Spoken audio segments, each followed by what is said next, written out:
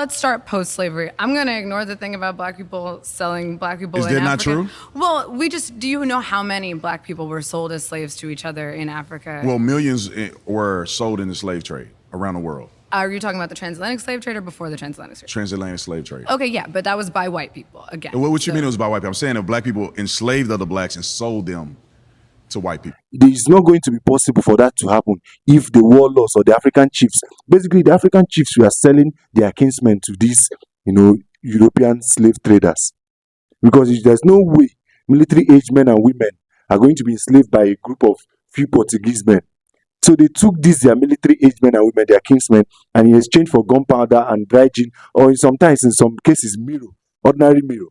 So now, yes, slavery is bad. Everybody knows slavery is bad, but we should not, absorb responsibility of African leaders or African chieftains or even African brethren in their own, acts during the slavery period, because they willingly sold their kinsmen to these white people. So don't come out, several decades later and come and start telling us that, the Europeans did. Yes, it is bad. Everybody knows, but slavery was happening everywhere in the world. In the African tribes, if somebody conquers another tribe, they take the military-aged men, slaves, and take the women as their wives. It was just the barbaric thing that was happening in that old world.